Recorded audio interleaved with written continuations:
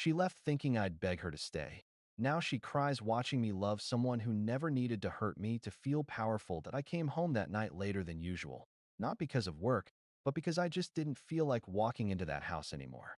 You know that kind of silence where you can feel tension even before you open the door? That's what my marriage had become. My wife, Emma, was sitting at the dining table when I walked in, already dressed like she was about to go somewhere important. Hair done, perfect makeup, expensive perfume. Her laptop was open, papers stacked neatly in front of her. "Sit down," she said, her voice calm, too calm. I didn't say a word. I just sat. I'd seen that look on her face before, that detached, almost superior expression she wore whenever she wanted to make a point. "It's over, Alex," she said. "I want a divorce." There was no hesitation, no emotion, just cold certainty. She slid a folder across the table toward me. Inside were papers, legal documents, property divisions, pre-filled forms for mediation. She had it all planned out. "I've already spoken to an attorney," she added, crossing her arms. "This is the best deal you're going to get. I suggest you sign before it gets messy." I looked at the folder, then at her. For a moment, I wanted to laugh. Not because it was funny, but because the woman who once said she couldn't imagine a day without me was now conducting our breakup like a business meeting. I took a breath. "Okay," I said simply. "That's all. No begging. No, please don't go. No questions like, is there someone else? Just one word. Okay." She blinked. "That's it." "Yeah," I said, standing up. "Your choice." And then I went upstairs. I could hear her following me with her eyes, waiting for some dramatic reaction, tears, anger, something she could use to feel justified. But there was nothing left in me to give.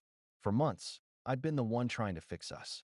I'd suggested therapy, date nights, honest talks. Every time, she'd shrug me off, said I was too emotional, too sensitive, or my favorite, boring. Somewhere along the way, I stopped trying. That night, she slept in the guest room. I slept better than I had in weeks. The next morning, she looked disappointed, like she'd expected me to beg all night. She made herself breakfast, didn't offer me any, and left without a word. Over the next few days, she got colder, more distant. I, on the other hand, got quieter, but not sad, just calm. I started running again, cooking for myself, talking to my friends, people she'd slowly pushed out of my life. I wasn't trying to move on, I was just living again.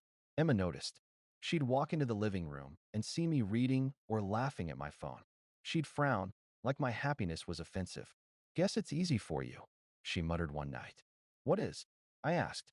"Moving on," she said, folding her arms. "You don't even care, do you?" I shrugged. "You're the one who wanted this." She glared, opened her mouth to say something, then stormed off. It became a pattern. The calmer I got, the angrier she became. 2 weeks later, she moved out, took her clothes, her makeup collection, and left the keys on the counter. No note, no goodbye, just silence. And for the first time in a long time, the house felt peaceful. I didn't post anything about it online, didn't text mutual friends. I just went to work, came home, slept well, and smiled more. One night, about a month later, my buddy Luke invited me to dinner. "You've been cooped up long enough," he said. "Come out." That's where I met Clara. She wasn't flashy like Emma. No designer bags, no need to dominate every conversation. Just real. We talked for hours about everything: life, travel, music. There was no tension, no judgment. It felt easy. We started seeing each other casually: coffee, walks, movies. Nothing serious, just two people enjoying company without drama. But, of course, life doesn't stay quiet forever. Emma found out. I don't know how. Maybe through mutual friends. Maybe she stalked my socials. I hadn't even posted pictures with Clara, but one tagged story at a local cafe was enough. That night, my phone blew up. "Emma, so you replaced me already?" "Emma, that didn't take long." "Emma, was she around before we even ended?" I didn't respond.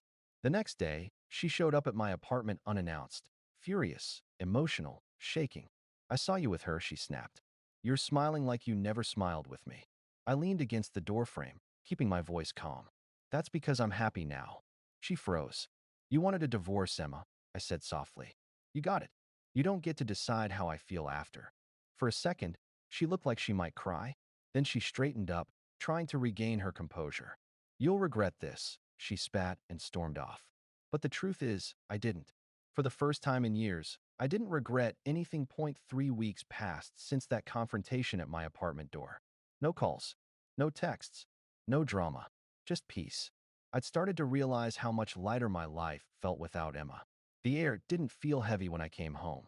I didn't walk on eggshells anymore, wondering what mood she'd be in.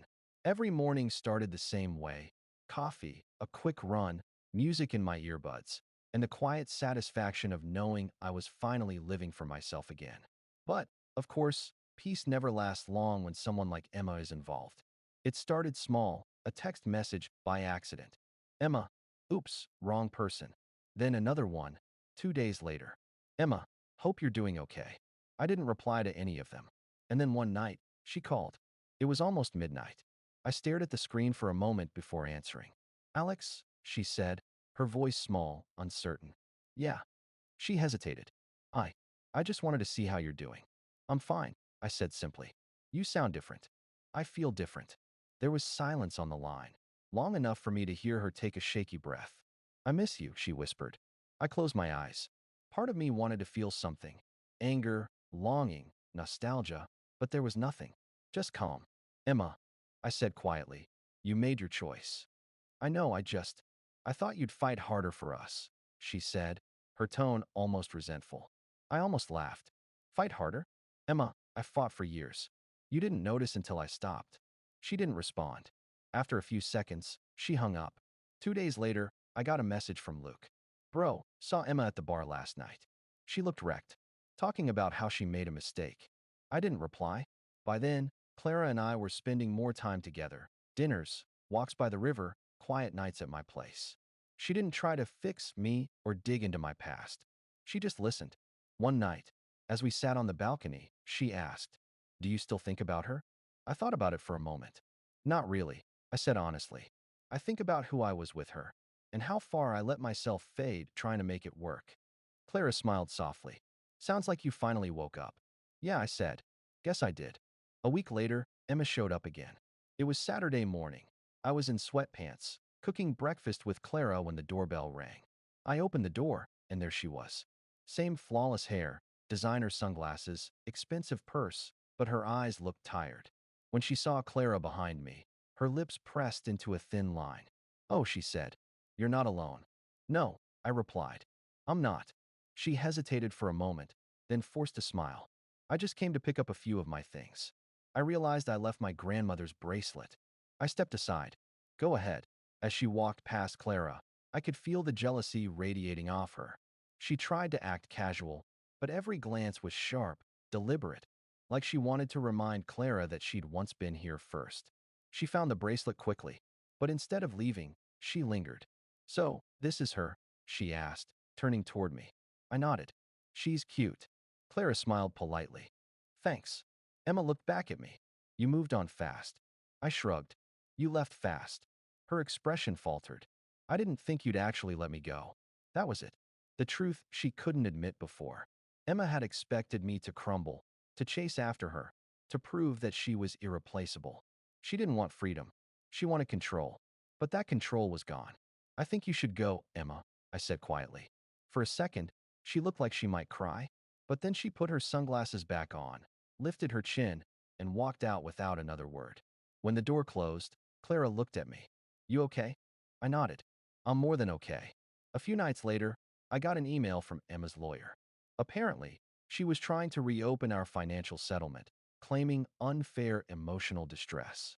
It was nonsense, of course, just another attempt to get my attention. My lawyer replied professionally, denying everything. I didn't even bother reading the full response. Instead, I poured myself a drink, sat on the couch, and looked around my apartment. It wasn't big or fancy or perfect, but it was mine. For years, I'd been afraid of losing Emma. But what I didn't realize was that losing her was what finally gave me my life back. 2 months later, I ran into her one last time. It was at a mutual friend's engagement party. I almost didn't go, but Luke convinced me. When I arrived, Emma was already there, standing with a group of her old friends, laughing too loudly, pretending to be fine. Then she saw me, and Clara, walking beside me. Her smile disappeared. For the rest of the night, she kept stealing glances, trying to act unbothered. but her friends noticed. One of them even came up to me later and said quietly, "You look good, Alex." Happier. I just smiled. Thanks. I am. When the party ended, Clara and I walked out hand in hand. Emma watched from the balcony, alone. And in that moment, I realized something simple. Sometimes revenge isn't loud. It's quiet. It's peace.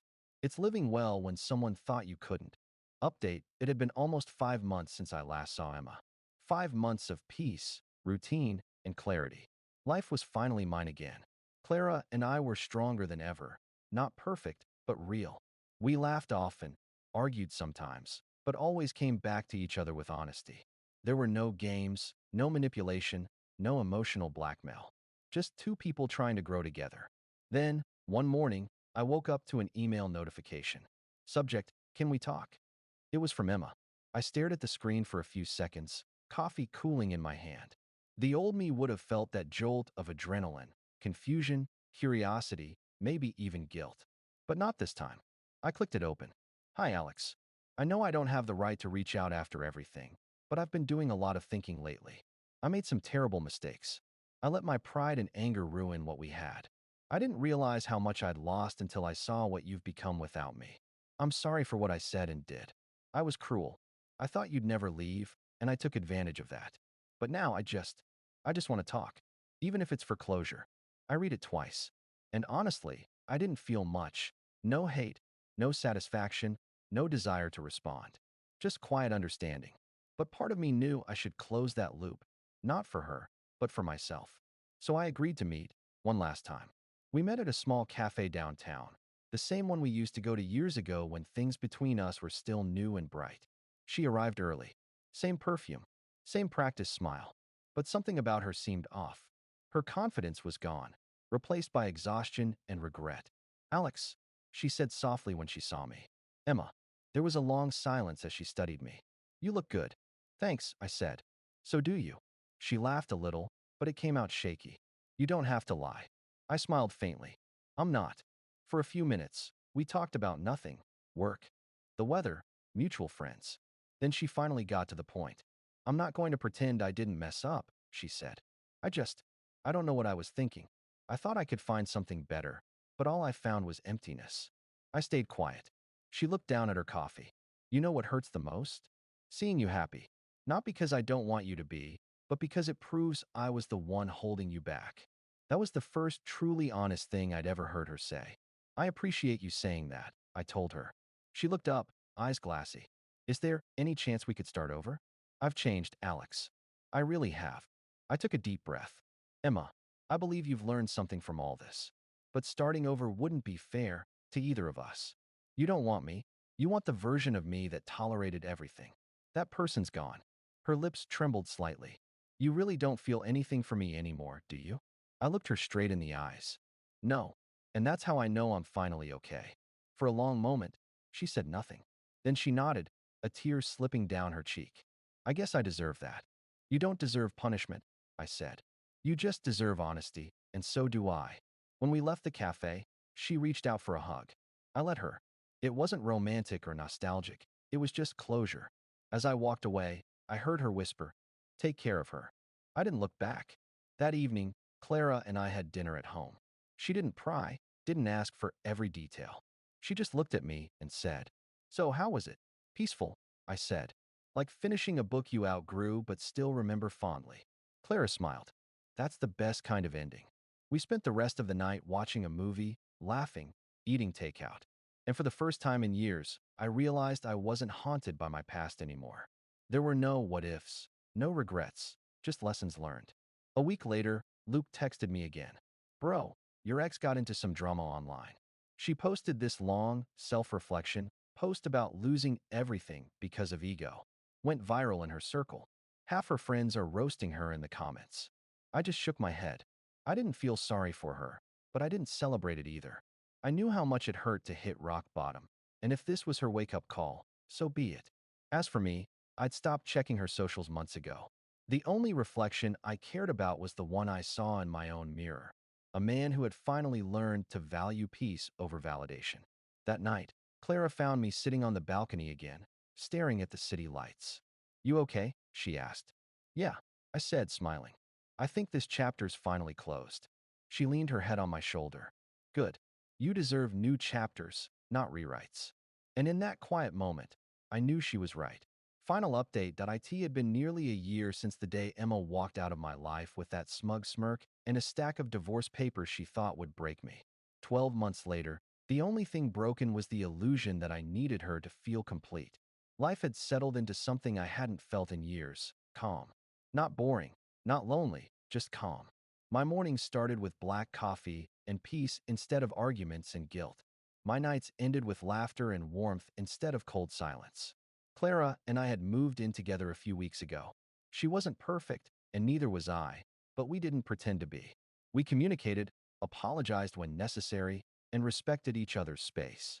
It was the kind of love that didn't need drama to feel alive.